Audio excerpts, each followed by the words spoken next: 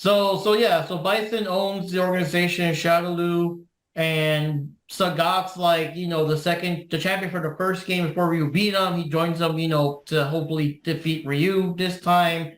Balrog's just a hired guy, but he was like a boxing champ. He got, kicked out because he killed someone in the ring. And Vegas is sick fuck that likes to peel the skin off bunny rabbits and all that kind of stuff. But yeah, if we want to go to the anime movie now, if we go lore wise, that added so much shit that would first appear in alpha games and later kind of expand overall like all the rest of the franchise.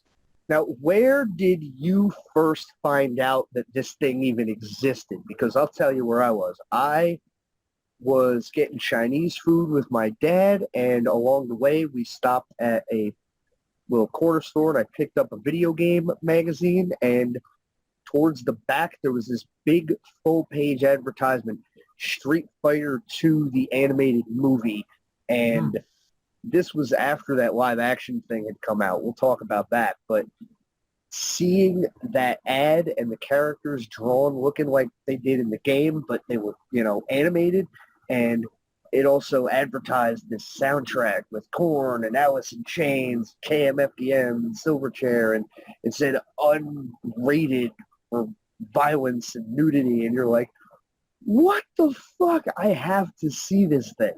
So it took a while for it to actually come over here. It came out in Japan first, and then the American version came out sometime after. But it hit video stores eventually sometime in 94, early 95.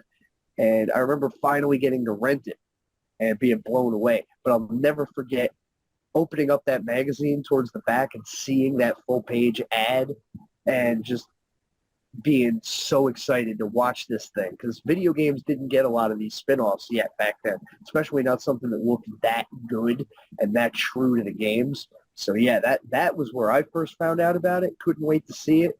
Finally did. Blown away. What was it like for you guys? All right. My first time I was seeing it was there used to be a magazine called Die Hard Game Fan, which it was a good video game magazine, but they also had a lot of imported games and stuff from Japan. And near the middle of it, there was a 4-page article where one of the guys actually went to Japan and did a movie review on Street Fighter 2, the animated movie. And I'm going through the page, I'm looking at the pictures, and I'm just like, oh my God. Like, it was just, jizz in your pants insanity. And I'm like, when is this movie ever coming to the States? About, I'd say maybe 2 years later, we were over at, where was it? Media Play. That goes to show how old this was. But Media Play had a copy of it, and as soon as I saw it, like, I forget what movie I was even going for.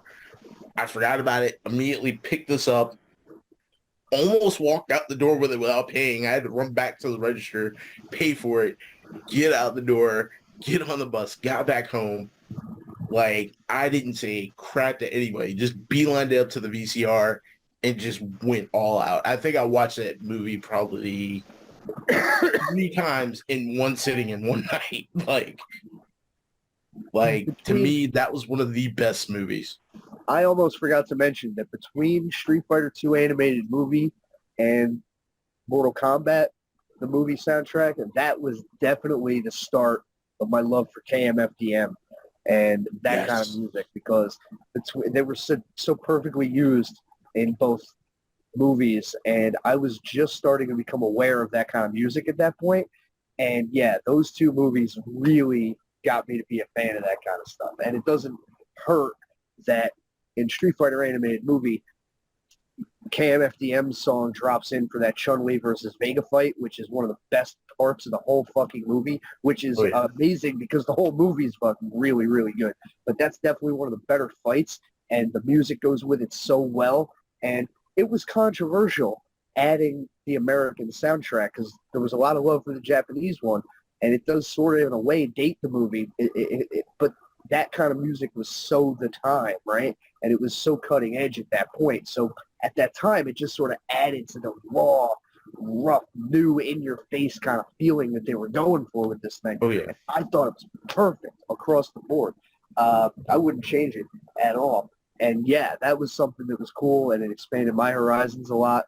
And, yeah, like, the thing was so innovative, man. Such a big deal, especially coming on the heels of the other movie, which, again, we'll talk about. But, oh, man, it was such an exciting time. Oh, yeah. Yeah. So, like I said, we were watching this show in Mexico talking about mostly Nintendo games, but it was still sometimes rarely cover arcades or whatever. So the ending credits showed, like I said, the scenes of like Ryu and Ken fighting Bison with that animation, and we're like, what is this from, And we were lucky that when we went to Toys R Us in the States, we were living in Mexico at the time, so we went to Toys R Us, me and my dad, and I found a copy of the VHS tape, so of course my brother and I watched the fuck out of that.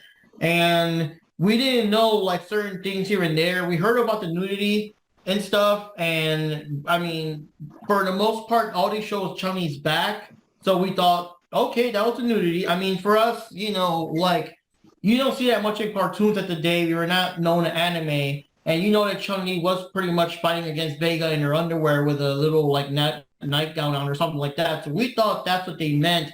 We didn't know until later that we got to see like her actual boobs, But another thing is, again, during the Nintendo animated scenes and all that, they showed a bit of like Blanca biting into Zangief and blood coming out, and that scene was also kind of cut real quick from the VHS tape. So that gave us a clue that hey, whoa, they're cutting some shit out of here, because we're seeing scenes in the in the pictures and the things in the show, but in the one we got, like, we're missing stuff.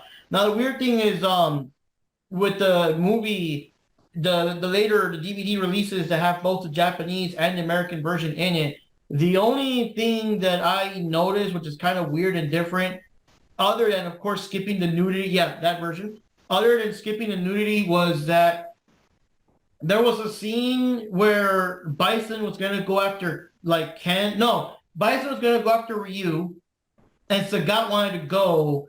Like, he was gonna, Bison was gonna go with Balrog, Sagat wanted to go, and then Bison was like, no, you're gonna go and get rid of Cammy if she's still alive, and also Vega fulfilling his mission. You go take care of them, I'm taking Balrog. And Sagat's all like, no, but what about, warrior's pride and all that? And it's like, you will not disobey me, I will not be questioned, and all that kind of shit. So after Bison leaves, they just have like this weird, long, lingering shot of Sagat just standing there kind of pissed, and Balrog just kind of looking at him before he also leaves. And that's like the only thing they cut out. I guess it wasn't cut out for time or something. But I think the only extra scene that does not involve Chun-Li's boobs that was cut out from the original, when you compare the Japanese to the American version, if you remember that scene. Well, I'll say this real quick. My favorite parts of that movie, there's two things that stand out. There's definitely the whole Chun-Li deal, obviously. That was a hell of an experience. But I also love the fact that it ends with Ryu about to super kick a goddamn bus or whatever. Like, that's just so cool.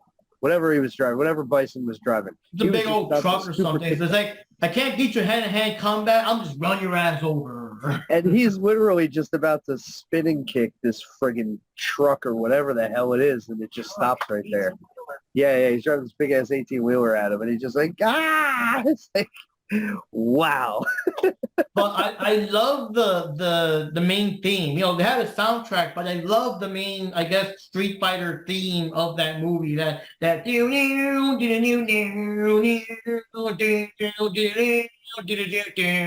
was like super epic, What's especially when they interesting? do the attacks and all that, You know what's interesting is the fight scenes in that movie get a lot of credit, deservedly so. But one of the reasons for that a lot of people don't know was that K1 fighter Andy Hug was pretty notorious in Japan, and he actually ended up in a few Japanese wrestling and fighting games over there.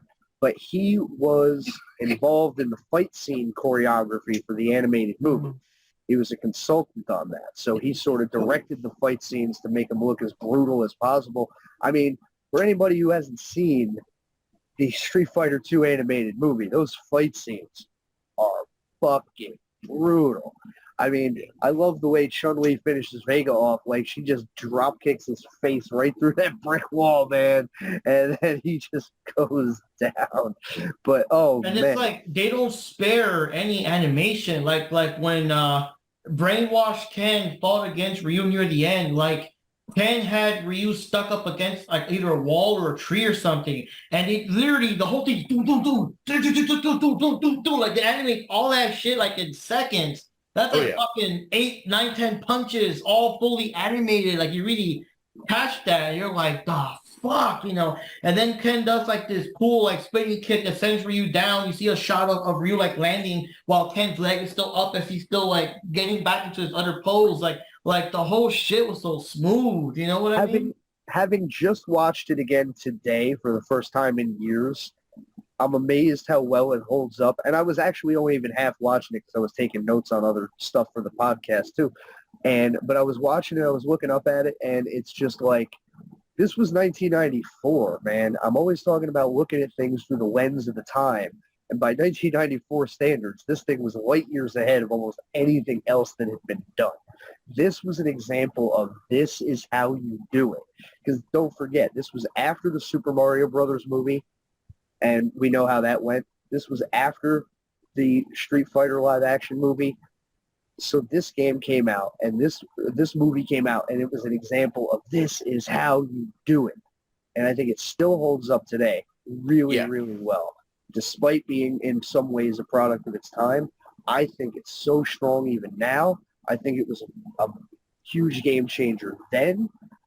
Even just the fact that it pushed through so many envelopes with the violence and the language and the nudity and everything, but it treated the material with the dramatic weight that the story deserved, you know, and it felt really natural. It didn't feel forced or anything like that. And not only was it a huge success for Capcom, they spent $6 million on it and they made over 30, and that's just in Japan. That doesn't factor in the American version DVDs and everything. So you're looking at probably $100 million they made of this movie for $6 million budget. I mean, that's insane. But not only was it a huge success on its own, it led to further animated projects that were hugely successful, like Street Fighter 2 V, which I still haven't watched yet, but I have it. I own them all. I really hope those aren't warped because they're very hard to find new copies. Yeah, I picked this up a couple of years ago with my fuck you money during the pandemic, and also I got the Street Fighter Alpha animation as well, which I still have to watch. And I have to rebuy that one. That one got warped. No, that one was still VHS, so I got to rebuy that one. Those animated projects came about directly off the success of the Street Fighter 2 animated movie. So there was a huge ripple effect that affected the entire franchise from the animated side. That's another thing that can't be understated. You know, this thing was a huge success and it was well received, which was rare for spin-off media at that time. You know, some things were received better than others, but again, it came after the live action movie. It came after the Mario movie.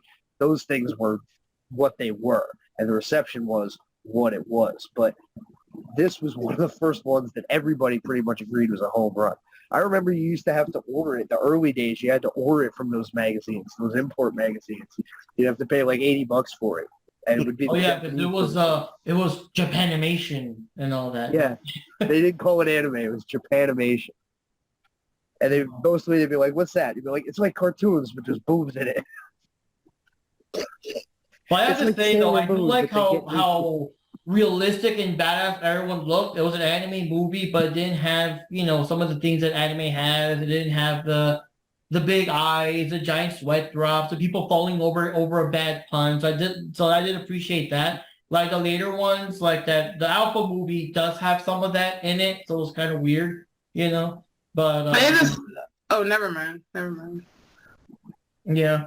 But what was I gonna say? So who wants to do the long reference checklist of Street Fighter anime movie and how it affected the actual games going forward? Well, it definitely added a lot of story points to it. I mean, like we said, the whole thing about Bison trying to find the perfect soldiers to build his brainwashed murder zombie army pretty much came to the forefront with the animated movie. It became canon lore to the games after that. But it starts right away when you see Cammy come in and try to assassinate that dude, and then they're asking her, like, what's going on, and she can't tell them because she don't remember, and all of that stuff. So, yeah, you started to see a lot of what became the game lore started with the movie. Just two things, Ricky, that's kind of cool with Cammy. Both old games and something as new as Street Fighter 6. In X-Men versus Street Fighter, Cammy first made her reappearance because her alpha sprite was first in X-Men versus Street Fighter before they would use her in Alpha 3 and all that.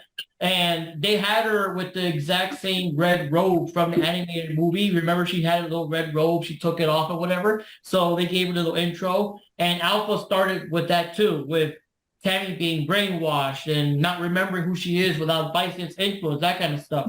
So on top of that, now in Street Fighter 6 that Cammy came back, one of her super specials is actually grabbing the person and bending them over backwards the exact same way she did that senator guy in the beginning of the movie.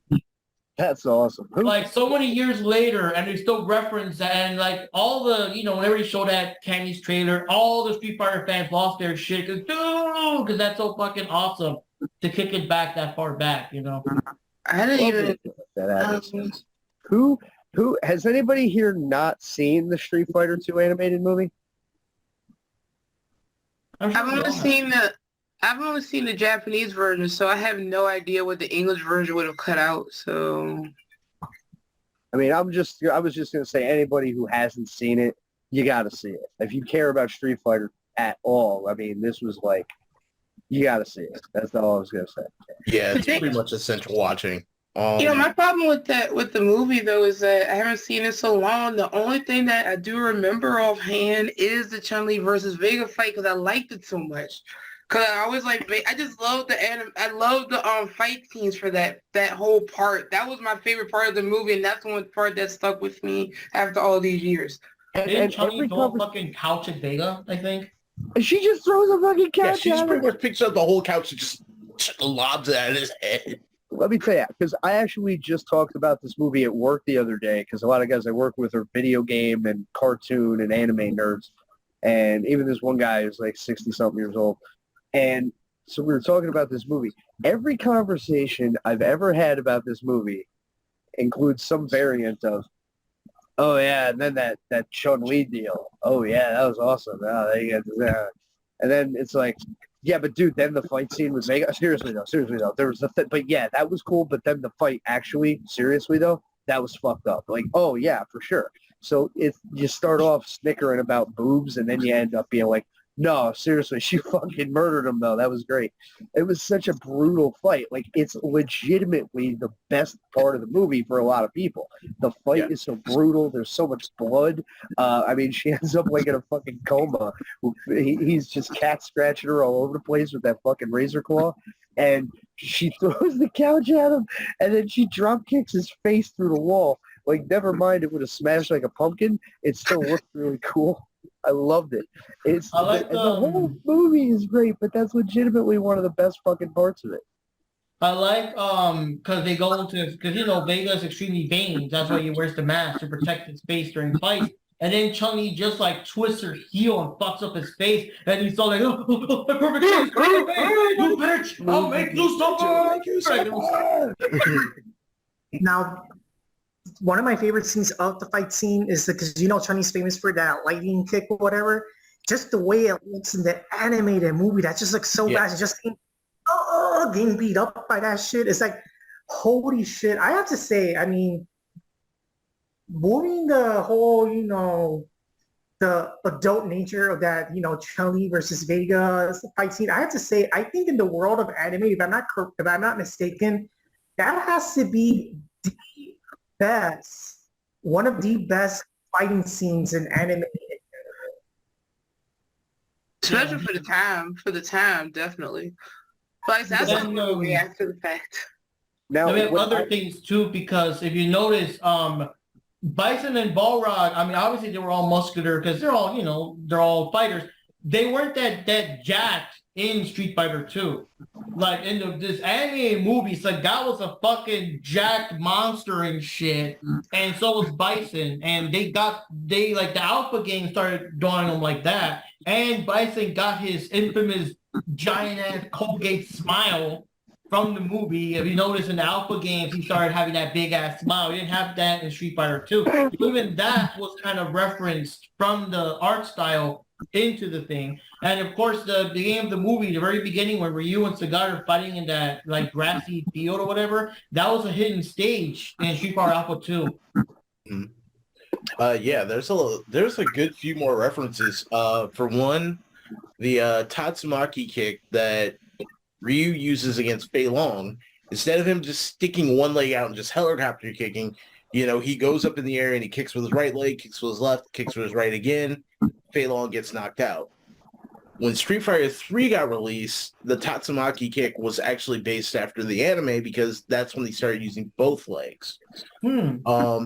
Also, they canonized a lot of stuff from that animated movie into the video game lore. It's like in Street Fighter 4, when Vega first shows up, the first thing that Tony goes is, "Holy shit, you're alive? I thought I killed you back in New York," which was a cross-reference to that movie. And also, there is a series known as Capcom vs. SNK Chaos, and also the Street Fighter HD remix, where they both have the Violent Kin, which was the what if he was still under Bison's mind control. It was basically what was left over of his psycho power running in through Kin. And screw Akuma, like that Kin version was just a freaking beast. But yeah, they do a lot of cross-referencing even there. And the Alpha games also added Bison teleporting, which he did a lot in the animated movie too. He never did that in the actual game.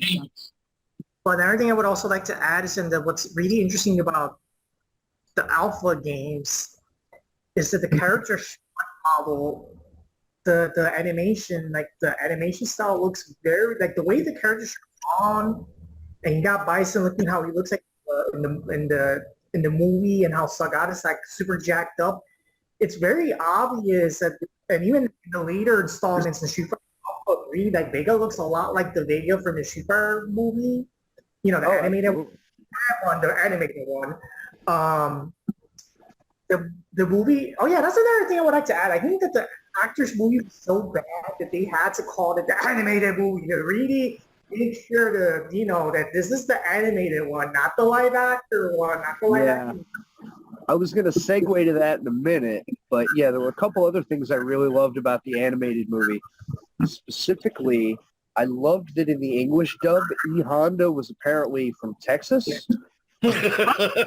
What? If you've watched the English dub version, like E. Honda's like, "Hey, brother, I'm getting tired just watching you." Like, he sounds like Hulk Hogan. Yeah. I am a real sumo wrestler. Yeah, he sounds like an old Southern pro wrestler. Like, he's from, like, South Japan, like, deep South.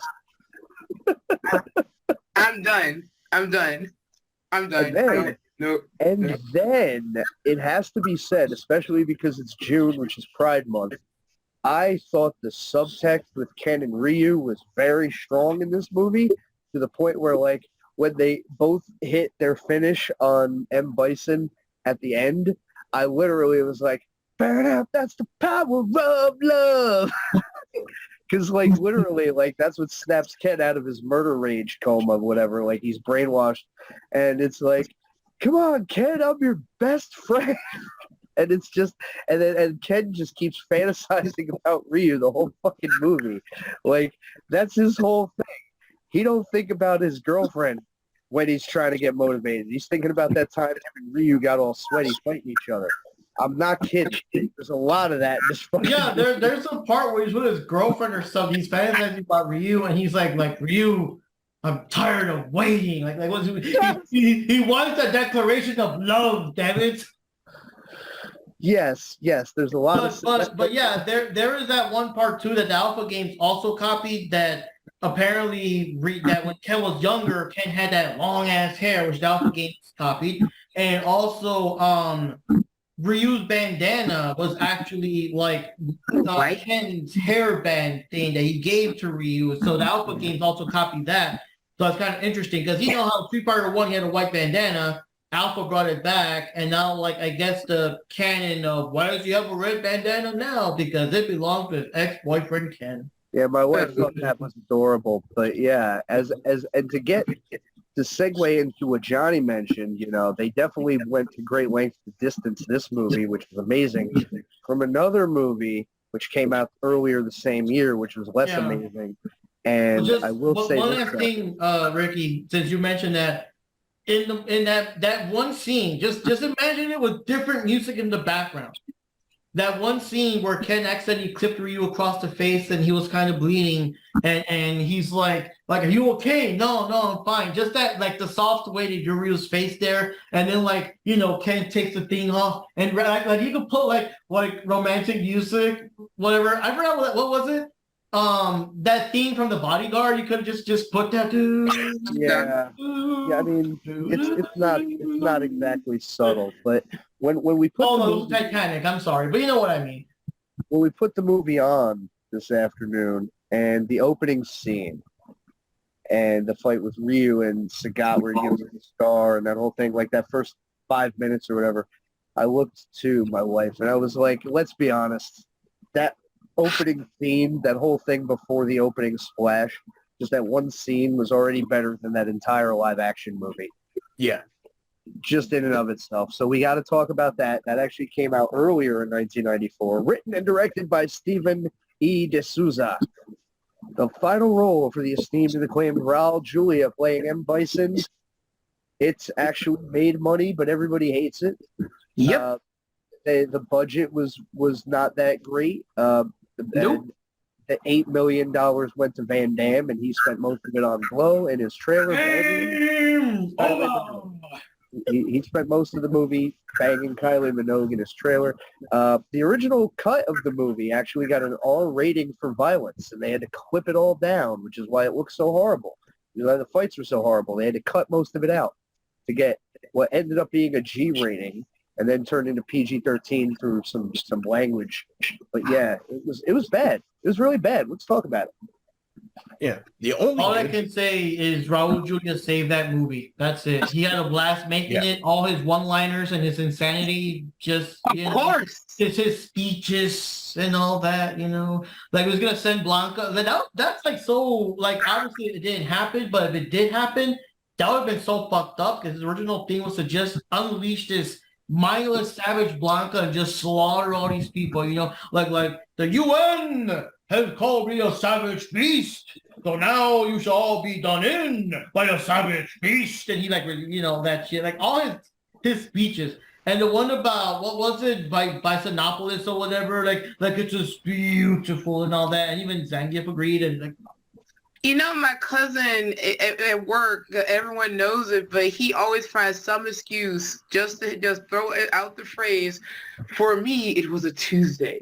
He does that at work, and it annoys his coworkers with that one, because he just loves to find any excuse to use that. As a matter of fact, he used it a while ago. Raul Julia did give it his all, and, you know, it was unfortunate because he was very sick, and he passed away before the movie came out. But he did give it his best shot. His kids were huge fans of the game, and that's the whole reason he did it. And everybody, like, nobody really had a good time making it, but he was a professional. Well, I would have to say Jean-Claude Van Damme probably had a whole lot of fun making it. He probably had fun being there, not making the movie. He had fun being there, not having fun making the movie. They had to literally wrestle him out of his trailer to get him to make the fucking movie. So, and the game, like the company. And they gave him the Tony Khan stash to convince him to finish. You know, it was horrible. Apparently, Van Damme spent all the budget on cocaine. We can all go home. Instead of kicking Bison's arse. They had $35 million to spend, and $8 million of it went to him. So right off the bat, you're coming in heavy. Like, he took up so much of the budget And then they had to cast Kylie Minogue because they shot part of the movie in Australia. They needed an Australian in the movie. They had some kind of tax breaks thing. They needed an Australian person in the movie, and they'd already cast everybody except Cammy. So it's like, well, I guess she's going to be Cammy then. And it was okay for what it was with her. But yeah, that right there, those two ate up a huge chunk of the budget, and you still have to hire the rest of the cast and shoot the fucking movie. So, but it made money. They ended up doing $165 million after videotape and DVD, but it was like immediately panned. Everybody ripped it apart the second it came out. Who wants to go over the movie's plot? Well, I was gonna put in one more weird fact. So Jean-Claude Van Damme wasn't supposed to be Capcom's big action guy in this movie. It was actually somebody that nobody really thought about, which was the one UN guy from Japan named Kinya Sawada. Sawada was originally supposed to be Ryu, but due to the fact of some of the lines that they had, he couldn't do the comedic takes because his English was horrible. So they hired Byron Mann to play Ryu. And at that point, those two were butting heads in between scenes in the movie. Now, on the upside, it did get him to the point that they actually made Sawada part of Capcom's lore. So he's actually a legit character in the Street Fighter universe. He was in that crappy animated cartoon, which we'll get to later. But he was also in the live action video game as two characters, one being himself as Kinya Sawada, and another character in the background who was supposed to be on the role, which was supposed to be Fei Long. So just a little weird fact there. So, Wendy, can you tell us the movie's plot? Let's see if I can remember. It's about a guy dressed in blue. He's the all-American dude that's not from America named Guile. And they're trying to take down Shadow Lu for all the nonsense they're doing around the world with their drugs or whatever, and Bison wants to take over the world. Shush! Don't correct me yet because I need a whole lot of them. And I'm trying to remember the plot now. Apparently, Bison kidnapped a bunch of hostages, and it was Guile's job to get them. But at the same time, Chun-Li, news reporter Chun-Li. Yes, that I remember. And she had E Honda working with her, working with her as well. And Balrog too. And Balrog, which was weird.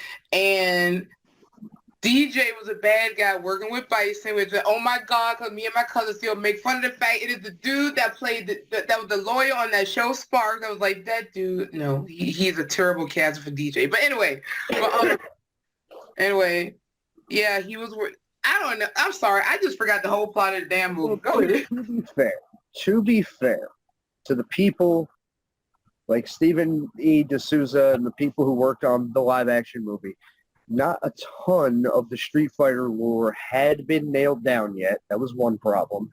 The second problem is that back then companies were usually pretty hands-off when it came to these sort of adaptations. The Double Dragon movie had the same problem because, the game developers just basically handed them the names of the characters and said, do whatever you want. And that was pretty much how it worked back then. So you'd get a movie where all the characters would be there, kinda. They might look the same, they might not, but they definitely had the same names, and that would be it sometimes. But after that, it was usually very loose. So with Street Fighter, the movie, they had the directive of you have to get these characters in somehow, and you got 90 minutes to do it, so make it work. So you have to contrive a lot of conveniences. Like, why is Chun-Li involved, and why does E Honda work for her and everything? Because you just need to get everybody into the same physical space within the constraints of this very short movie that has to have a lot of its time spent by people hitting each other and whatnot. So, that was kind of a problem they had with that. And he also said, the director, that he wanted to get away from a lot of the, he didn't want it to be too over the top into the game lore. He wanted to try to dial like some of the the fireball stuff down a little bit and whatnot. So he wasn't trying to make a video game movie because Super Mario had come out and done poorly. So there was a certain stigma about video game movies. So he said he was deliberately trying to do something that wasn't like a martial arts movie specifically, and it wasn't specifically like a video game movie. It's kind of its own thing. And then you got the issue where the way they shot the fight scenes, they had to basically cut all of them out just to pass the ratings board. And so you're left with this movie that's very incomplete, very choppy, poorly edited, and it's based on a story that it's very contrived. There's a lot of contrivances. And so it wasn't very satisfying on any level. It was written poorly, it was staged poorly, it was executed poorly, but the commitment of Raul Julia definitely puts it in a certain category. Like, his stuff is worth watching. And there's the one scene with Van Damme where he gives his "let's go kick their ass" speech towards the end of the movie. That's always pretty fun to watch. He's fucking loaded out of his mind. You can see it. The eyes bulging out of his head. But, you know, he got them all riled up. So that was pretty cool. But yeah, like, I mean, they tried barely, and they did what they did, but nobody was very happy with it. But it became sort of this cult classic that ended up making them a good bit of money in the end. So, I mean, people quote it, they remember it. It's definitely not the movie they should have made. I don't think it's the movie anybody wanted. Oh, and not to backtrack, but we were talking about that in comparison to the Street Fighter 2 animated movie. You said how the directors tried to, like, utilize all the characters and just try to get them in there. In the same token, the Street Fighter animated movie not only managed to get every character in there, but each character had a fight scene, and that movie was still under 90 minutes. And everybody at least got some sort of speaking role, except for, like, Zangief and Blanca, because all they did was grunt the whole time. But, you know, every character was utilized and put on screen in there, as opposed to what they did in the Street Fighter live action movie. Those two movies coming out the same year, the way they did, yeah, and being such polar opposites in every way, up to and including reception from the audience. That was 1994 was an amazing year. Yeah, the last thing I want to say, even as a kid, I felt that I don't know why they did all that shit. Like, De Sosa said in an interview that he had a big ass budget. He wanted tanks and things. He didn't want, like you said, just a martial arts movie.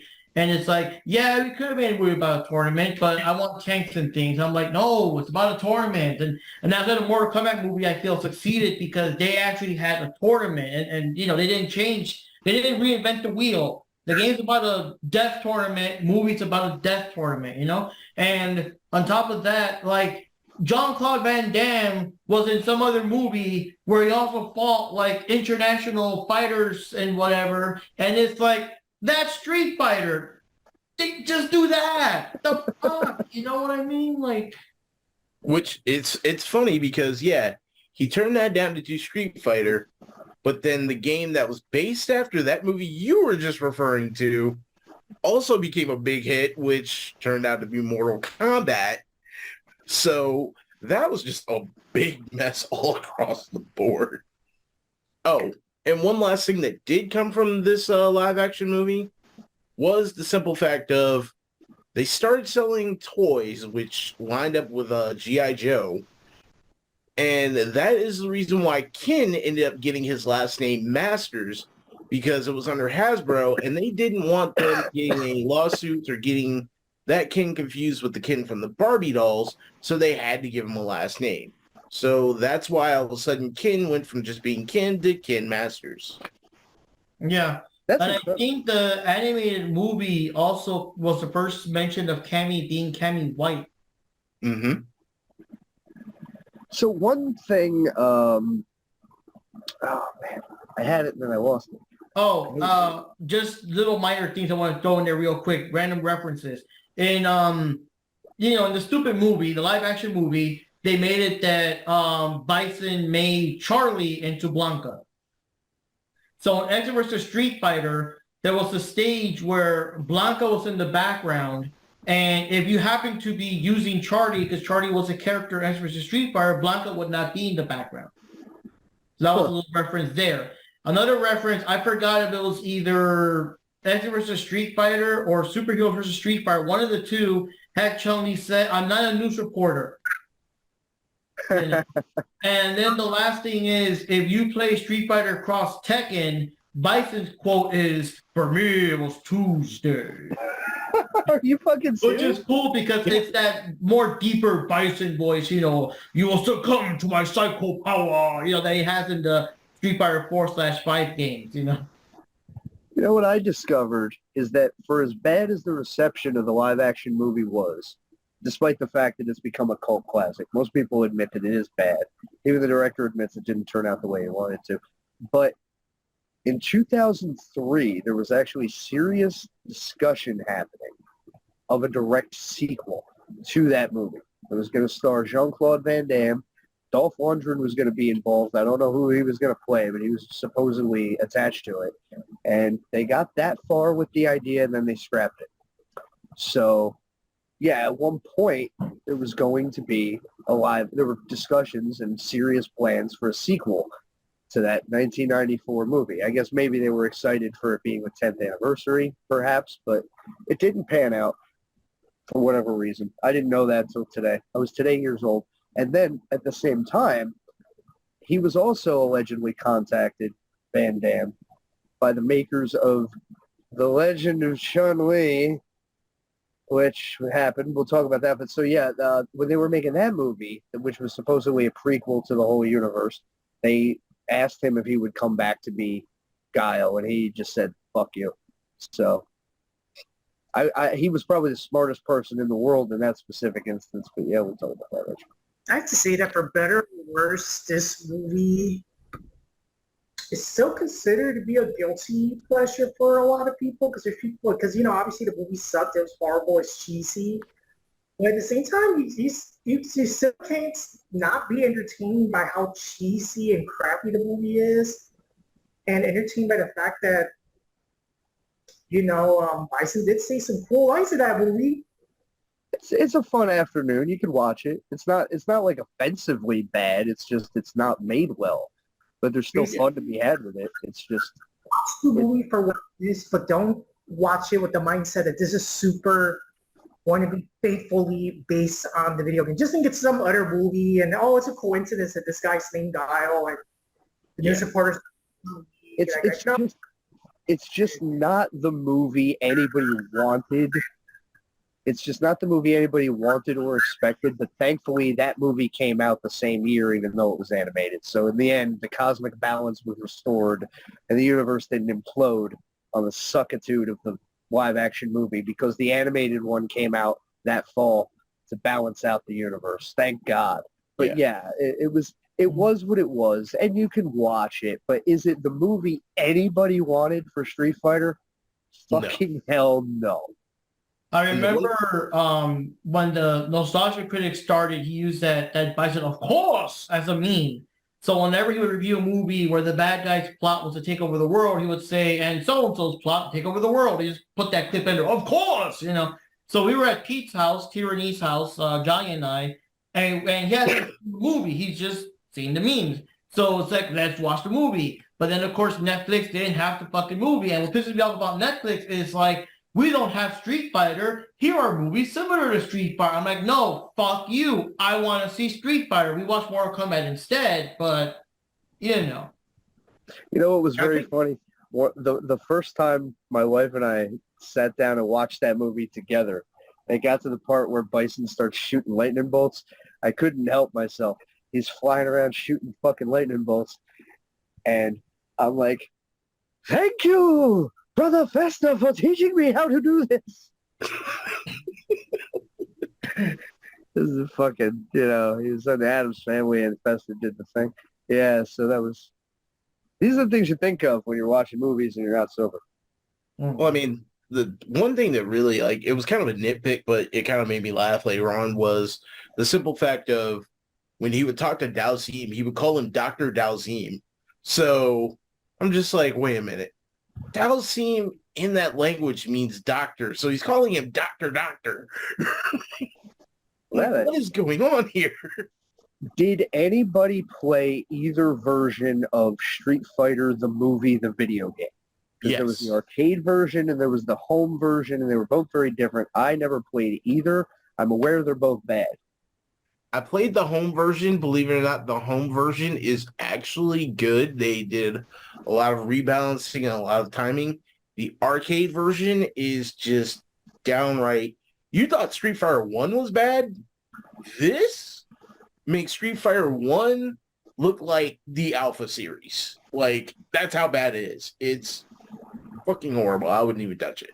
I've heard no good things. I've heard very few good things about either, to be frank. To its credit, it is the first Street Fighter game, for better or for worse, that had Akuma in it without it being a secret character. There was that, but there was, because even in X versus Street Fighter, you still had to push up one more on the screen, and boop, he appears there. You know what I mean? But that game itself had a very troubled production, and it was just rushed, and they had no money to make it, and no time to make it, and it was just, they really wanted to maximize and jump on the success of Mortal Kombat. They saw that, and they were like, hey, digitized graphics are going to be the future, so they rushed that game out to try to capitalize, and it really didn't work. It wasn't like Street Fighter anymore, and, it was a very awkward experience from what I understand. It played like a mixture of Mortal Kombat with the kind of sort of Mortal Kombat physics, but it still had the special moves and whatever. Like it was weird. It looks bad to me when I watch video of it. It just doesn't look good. Yeah, it is bad, but the only good part about it is they actually got Kylie Minogue to play Cammy in the original Cammy outfit, so that was a perk. That, and other than that, the uncle from Surf Ninjas is the guy that plays Akuma, but otherwise, I got nothing.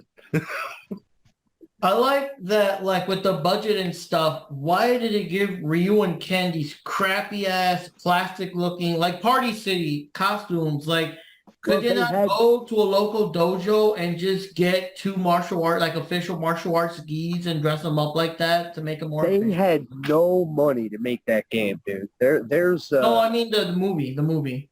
Oh, they didn't have a lot of money to make the movie. I mean, they had 35 million. 8 million of that went to Van Damme. And again, you still got Kylie Minogue, you got the rest of the cast, and you got to shoot the movie. All of that for 35 million.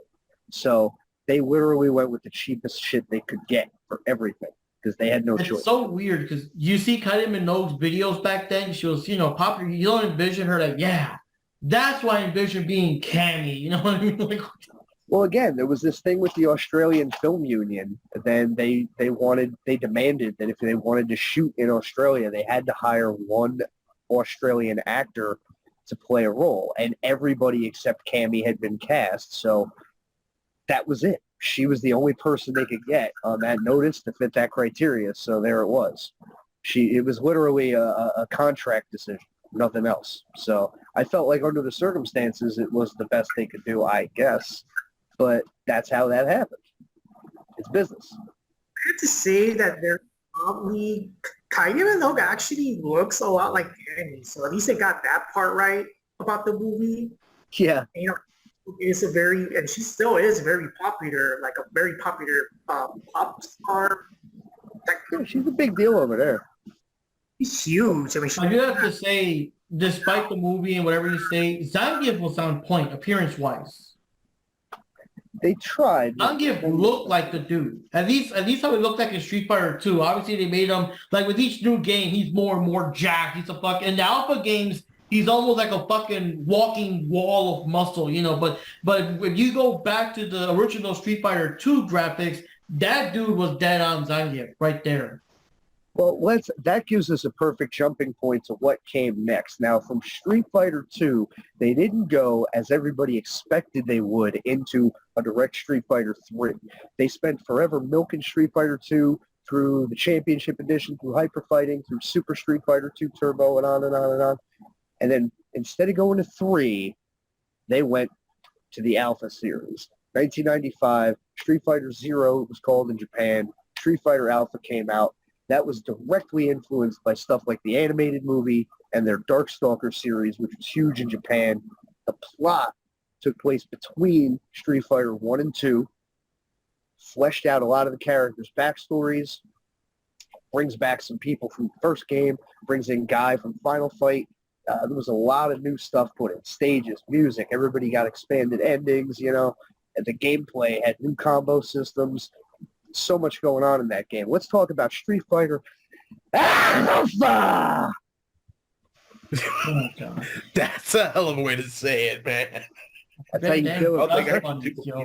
But I gotta say, well, first I heard of it was in EGM magazine. They're trying to give me monthly, and back then it was like real early screenshots of Ryu fighting Birdie and everything. And they were noting, you know, like first I guess back then pre-production they were gonna call it Street Fighter Generations before they decided on 0/Alpha, and they were noting that Birdie looks different. Ryu has the red hair, the white bandana like he did in Street Fighter 1. And they're still like, we're curious who else will be in this game and stuff like that. And yeah, it was kind of cool. You had Guy and Sodan for Final Fight. You had Charlie, so we finally got to see Guile's mysterious friend. Here he is, still alive. Sagat and Rose as a new character. That was kind of mysterious. And Adon, who was the second to last boss of Street Fighter 1, and of course Ryu and Ken. And Ken noticeable because, you know, fresh off the animated movie, hey, he's got the long hair and stuff like in the movie. And then he had a new outfit. I really liked that it blended the first and second game in such a way. That was a cool thing for me. And the fact that it took inspiration from the animated movie. I thought that was an amazing choice. I thought that was the right thing to do, quite frankly. And I thought that bringing back characters from the first game kind of provided a good link to people like myself who didn't really know that game that well. And yeah, I played it a lot on the Anniversary Collection because I played through all the games in order. And that felt like a really good evolution of the series to me. I enjoyed the Alpha game pretty much. They were all pretty good, but like jumping into that one, and there was so many new things you could do. Like you could block in the air, and they had the super combo system and all that stuff. Yeah, that was a pretty cool deal they did there. There was a lot to love about that game, I thought. Graphically, gameplay-wise, that was a big jump ahead.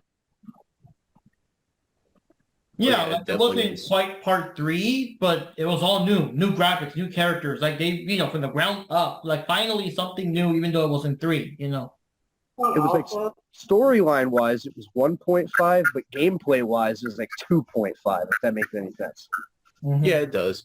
Like the first time I ever saw it, they actually, it was again in-game fan, and they fucked up, and they actually leaked a hidden character that was in the game, which was Dan. Yes, let's talk about Dan. Originally, everybody was just like, well, who the hell is this guy? Because even back in Street Fighter 2, when they were doing their promotional pictures, there was this picture of Sagat, and he was holding a guy by his neck. His neck was broken. His arm was all out of whack. And this was in the promo pictures all the way back in Street Fighter 2, and everybody was like, well, who the hell is this guy? And then when they finally showed they showed the leaked footage, there he was in the game. And it's funny because when you see him, like Ryu's on the screen and you see Sagat just holding a guy up by his head like this, and he just tosses him behind him like he's a basketball. And you find out it's this character Dan, who also happens to be a joke character who was supposed to be a mixture between Ryo Sakazaki and Robert Garcia from the Art of Fighting series. Indeed. Yeah, that was because they felt like, you know, Ryu especially, they felt like he was a little bit too close to the bone as far as, you know, Ryu from, you know, Street Fighter. They were like, okay, I see what you did there. So Dan was kind of like their response to that. They're like, well, you know, let's just, you're going to bite us. We'll bite you. We'll do this guy. We'll make him like really weak and goofy. And it was kind of a petty thing to do, but it was pretty funny at the same time. He has the same black undershirt that Ryo wears. He does the same wind pose that Ryo does. Johnny was going to say something. Johnny was going to say something. This is time period, you know, that this came out with Dan. um, you know, going cheap and Rio. I'm wondering, like, was there ever any like legal troubles having like because it's kind of weird because it's like Dan is kind of like mocking Ryo and Roberts, but then Ryo and Roberts they're also pretty much copies from right Ryu and Ken. I know Capcom sued somebody for being too close to Street Fighter, but I don't know if it was I don't know if it was them. No, Spider's History. That's who they sued? Yeah. Yeah. There you go. But it didn't win the case because the court decided that, like, I mean, you can't really copyright martial arts. Like, they exist. You can't, you know. Yeah, as far as, like, any lawsuits coming from SNK for art of fighting, that was a big no. They actually got a good laugh out of it because the guys that started the art of fighting in the Fatal Fury series were former employees that worked for Capcom. So they actually got like a good kick out of it. And they stayed in partnership. It's why they came up with the SNK versus the Capcom versus SNK tournament games. Mm-hmm. So yeah, there was really no like too much of anything as far as that goes. But yeah, they just made him a big, hilarious joke character. They even made it in the lore that the reason why his secondary costume is pink is because Ken, and Ryu all trained together, and he accidentally put his gi in the wash with Ken's gi, and it actually turned his costume pink. So that's why his infamous now pink gi is that color. So yeah.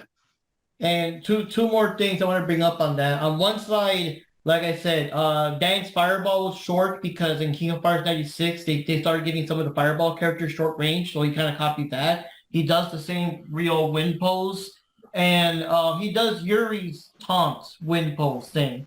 So that's kind of funny. But then in the same token, in the later King of Fighter games after that, Yuri started doing Shoryukens and helicopter kicks too. So, you know, they're kind of one side by side. But in the game's lore, the reason that Dan's moves are so half-assed is because he actually went to train, like you said, alongside Ryu and Ken. But his motivation was that Sagat killed his father. Sagat's father was the one that actually tore out Sagat's eye, which is why he has the eye patch. And in rage, Sagat killed his father. So Dan went to train to learn revenge. And when, I guess in this case, Master Goken, when he found out that, you know, he's training for revenge, he kicked him out of the dojo right away. And that's why he only, you know, he never stayed long enough to learn to do the moves properly. That's why he has shitty-ass fireballs and crap like that, you know.